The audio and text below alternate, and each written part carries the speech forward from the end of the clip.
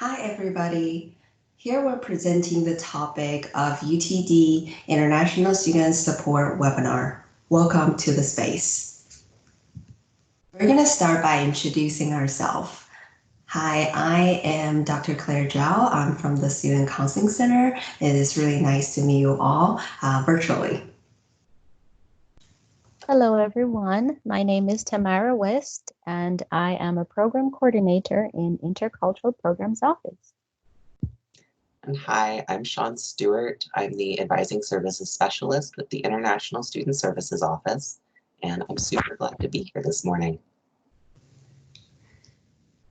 So we're gonna representing 3 different departments, talking a little bit about how the school are trying to support our international student community in this really challenging and difficult time.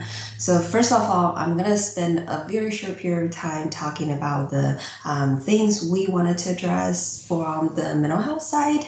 I would strongly recommend everybody to reach out to us if you need any additional support. At the same time, on this same channel, UT Dallas Student Counseling Center, we have a list of other webinars. I will strongly encourage you all to watch the topic that you are interested in or you might find that to be helpful.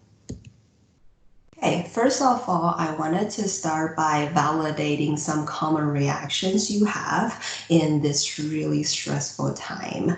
I am not sure whether you have taken the time to slow down and check internal reactions to everything has been going on, but it is not uncommon for people to experience some anxiety about future, about health related concern due to lacking control. And it is also very common to experience difficulty concentrating in class or making some big decisions. For example, for the ones who are about to graduate, you might find it really hard to focus on the logistic issues that you need to come up with a plan. And we also wanted to highlight that some folks might experience emotionally detached, numb, or crying for no specific reasons, which sometimes can feel like depression symptoms, and sometimes it's more like a headache, stomach ache, or pain without any medical causes. And I will continue to encourage you to reach out to mental health providers or physical health providers within your health insurance network or the school department, such as the Student Counseling Center.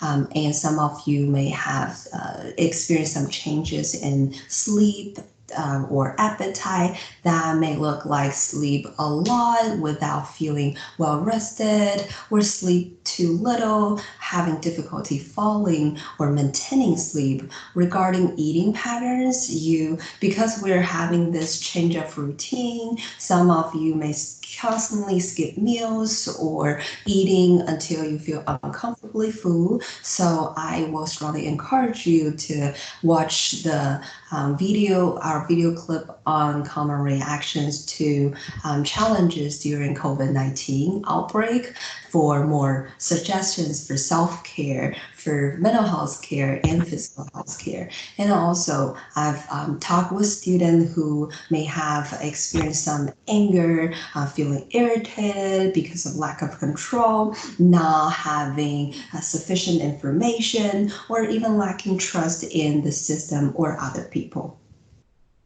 Also, as an international student, you might have other additional concerns and some reactions to that. For those of you coming from places where you have the outbreak a little bit before the US experiencing this COVID-19 outbreak, you probably have experienced some survivor guilt prior to the outbreak here in Dallas area. You might had excessive worries about the loved ones abroad, and now your loved ones, your family, relative, and friends at hometown might experience some concern. They probably shared, constantly check in with you, you and share their concern to you, where it is very common for people to experience powerlessness because there's a lot of questions they're asking you just don't have an answer for. And also, we will spend some time talking about policy changes and other issues, but it is fairly common for people to feel powerless and concerned about immigration status and the academic progress. And also, as we are all asked to stay at home and trying to stay this social distancing, it is, I heard a lot of students talking about feeling increasingly lonely and isolated. We have a specific webinar that is titled with tackling loneliness and isolation during this specific period. I encourage all of you to check in that webinar, also presented by one of our staff psych therapists at the Counseling Center. And last but not least, we recognize that a combination of discrimination, xenophobia, and racism have resulted in scapegoat. And particularly in the US, Chinese and Asian American Pacific Islanders, including many of our international students, may have become the target of physical or verbal violent behaviors or other format of discrimination. I really encourage you to check in one of our webinar called Dispelling Fear, Addressing Anti-Asian Fear During COVID-19 to find ways to better support yourself. And you're also very welcome to reach out to us, the Counseling Center, and other departments at school to address your concern and have your voice heard. I won't be reading all the specifics on this slide about some changes I've heard about policies. I will default that definitely to the International Center and Sean, and to speak more specific in what you can expect in this period. But I just wanted to share a little bit that there's two websites. One is the U.S. Citizenship and Immigration Services. The other website is Inform Immigrant, which talk about some changes related to this unexpected COVID-19 outbreak. And I will include the links in the comment box below so that you can have further information. Yeah, just wanted to encourage you to reach out to us. You are not alone in this difficult period of time. All right. So I love this slide. Keep calm and consult the ISSO. Yes, please do.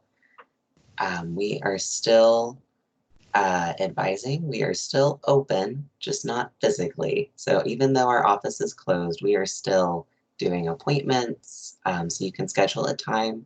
We opened up extra slots because we know lots of students have many questions at this time. So there should be availability. You can contact us through iComment, and we're updating our website with information specifically about COVID-19 and how that may affect you as international students. So the link on the screen, that last link, will be updated as new information becomes available. We know that things are changing very quickly. So as we get more information, we'll continue sending emails, but we'll also update the webpage. We also are still processing your requests. So if you need to request an I-20, you need to request a letter, or any of the usual requests that you might put in, we are still processing those.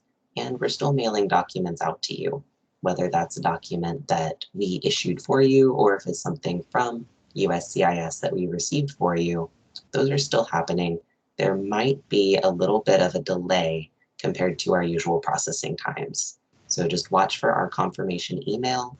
We'll let you know as soon as your documents have been sent, and we will get those to you as quickly as we can. Even though a lot of our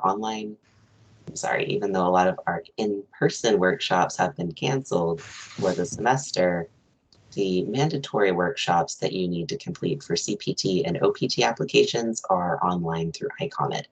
So if you do want to apply for OPT, if you're looking forward to that in a future semester or this spring, you can still complete that workshop requirement through iCommit, and the same goes for CPT. So look for those on iCommit and let us know if you have any issues accessing those. So I wanted to talk a little bit about some of the main concerns our students have had in this time of change. One of the big changes for us and for our international students is the shift to online classes. So SCVP has allowed us to consider all international students as maintaining status, even though the courses have shifted to online. Because this is a temporary change, we've reported that to SCVP, and all of our students who are still full-time enrolled can continue to maintain status, even though there's usually a limit on online courses. While you're doing those courses, you can do them here in the US, or if you've traveled to a different country, you're going to do that from your home country or somewhere else, that is also okay. You don't have to stay in the US. As long as you're completing that coursework, you are maintaining status. Now, once the university reopens for in-person classes, you will, of course, have to re-enter the US to resume those. And we will keep you updated as we hear more about when that might be. I know we recently got the announcement that summer will be online as well. So if you were planning to do summer classes, that's fine. If you're not doing summer classes, that is usually also fine, as long as it's not your very first or your very last semester.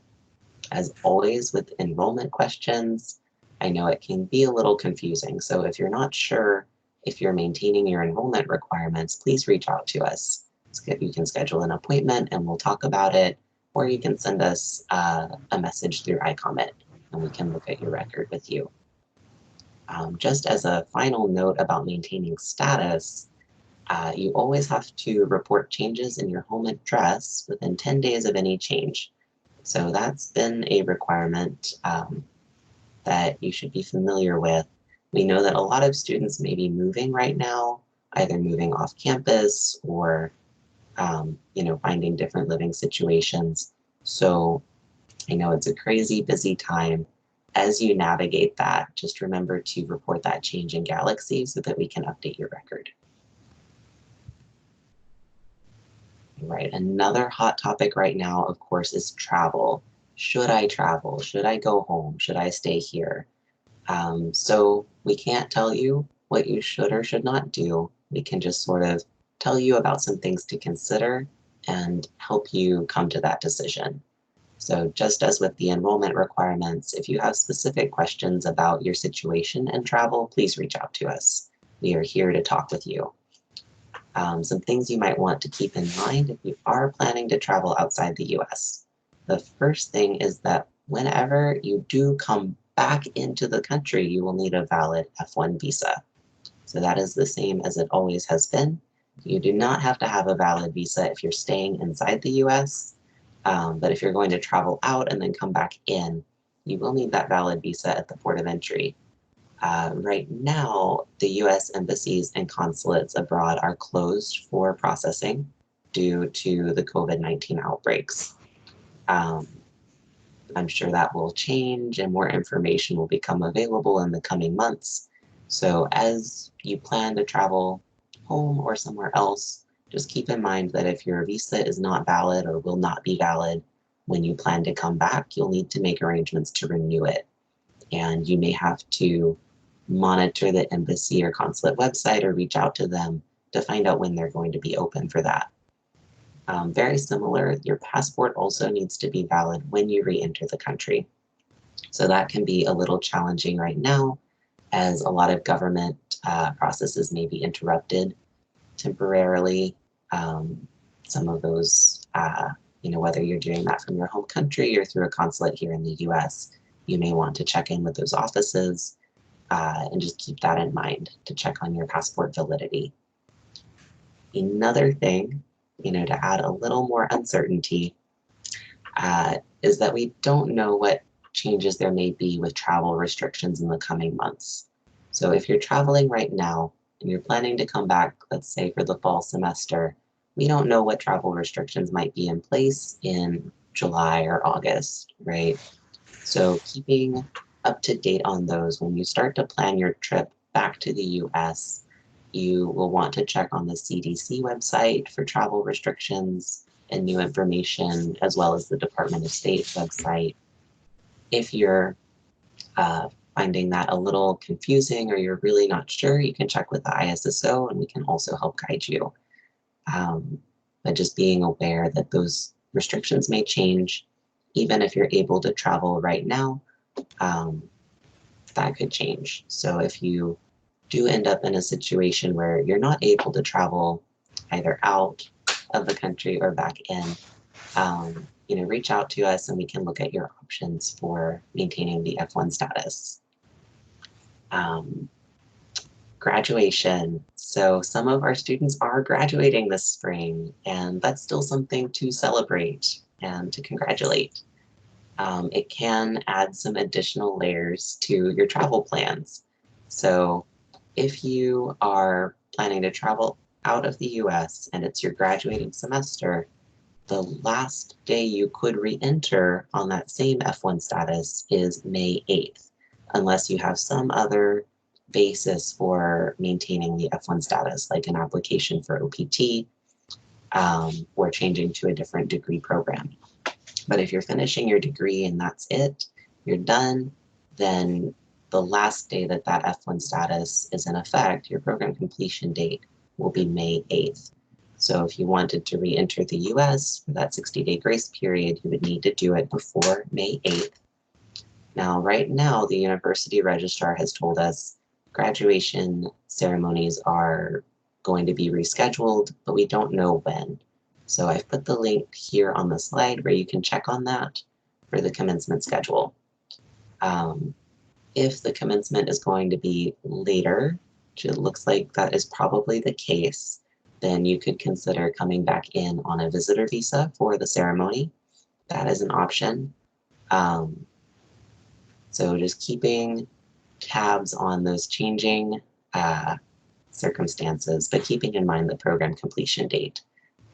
We don't want students traveling thinking that, okay, I've still got my 60-day grace period, I can re-enter, and then to be turned away at the port of entry. So if you're not sure about your travel plans, check with us at the ISSO and we can help discuss that.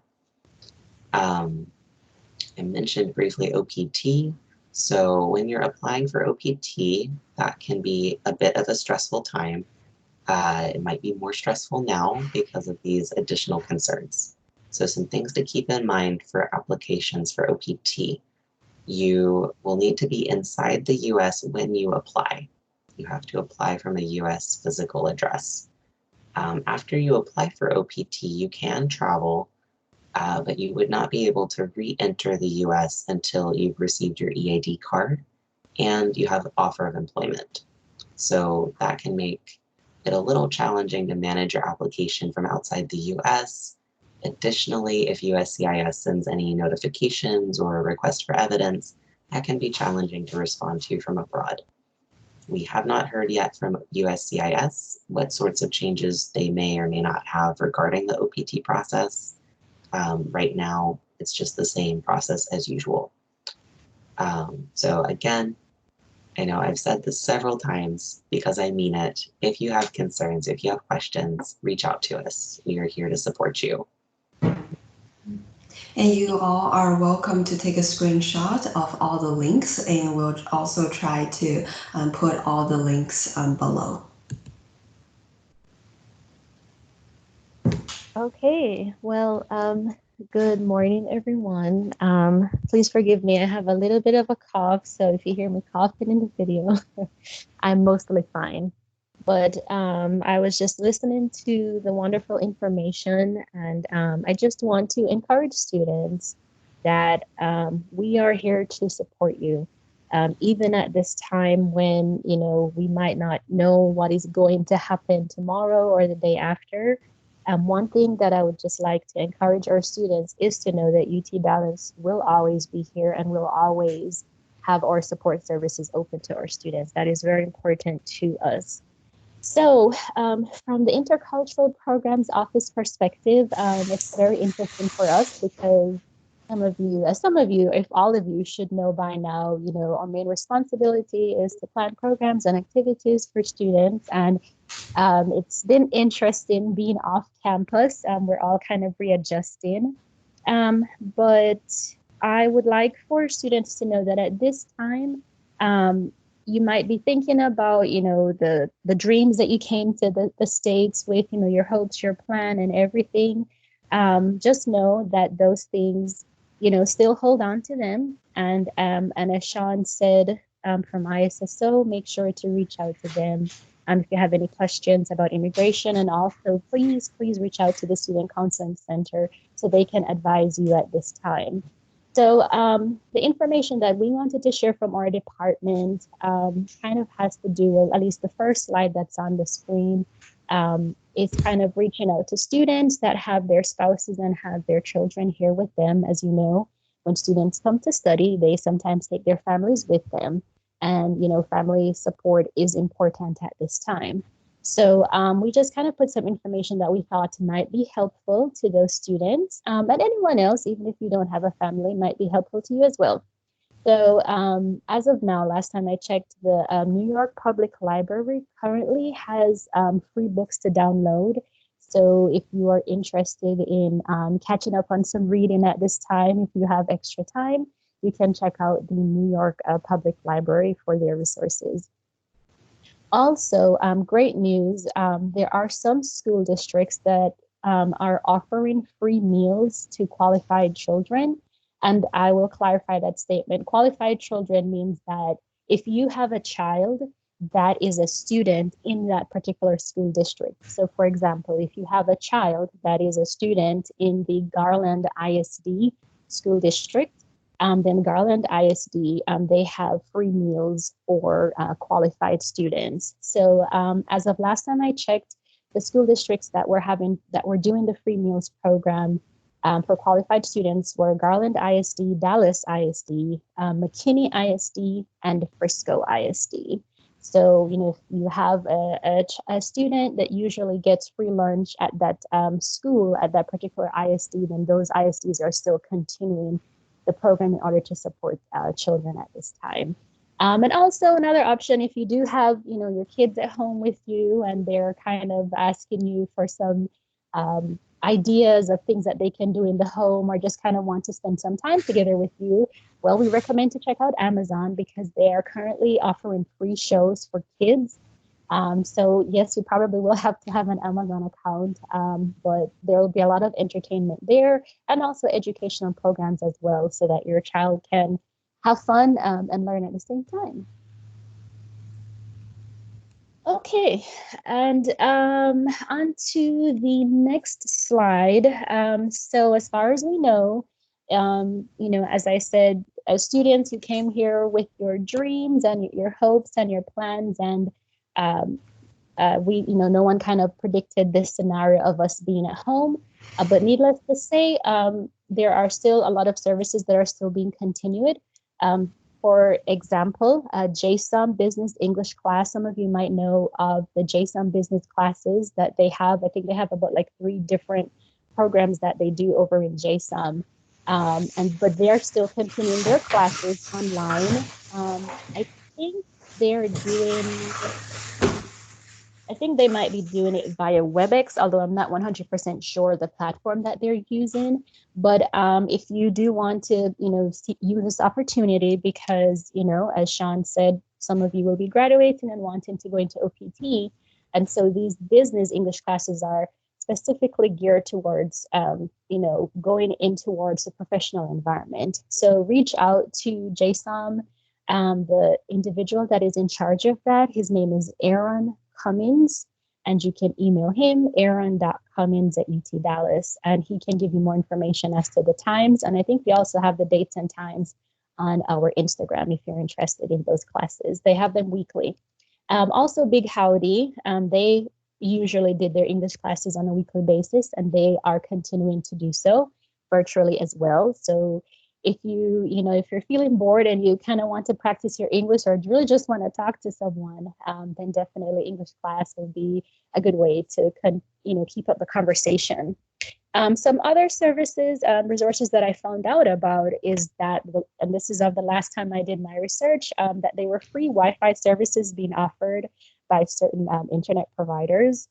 So I saw that Comcast, Charter, Verizon, Google, T-Mobile, and Sprint were offering free Wi-Fi services. So anyone who needs such services, please consult their website for whatever information they can, of course, give you more accurate information in terms of the terms and requirements to qualify for such services.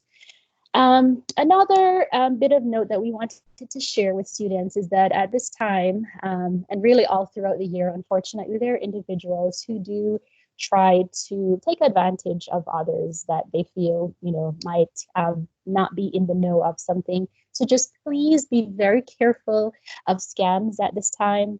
To be honest, I don't think I've shared this with Sean and Claire, but I actually, someone texted my phone yesterday, just randomly this number saying, I've been diagnosed with COVID-19 and, go to this website. And so it didn't even make any sense. Like, first of all, why are you telling me this? And why do I need to go to the website? So I just blocked the number. So please be careful at this time. Anyone who's trying to reach out to you, about anything regarding, COVID-19 or anything about immigration, just please be very careful. And if you have any questions, there is no reason why that person can't wait, for you to make sure that you contact ISSO or UTD or whomever you need to contact to confirm this information. There's nothing where a person can't wait 30 minutes or as long as it takes for you to verify information.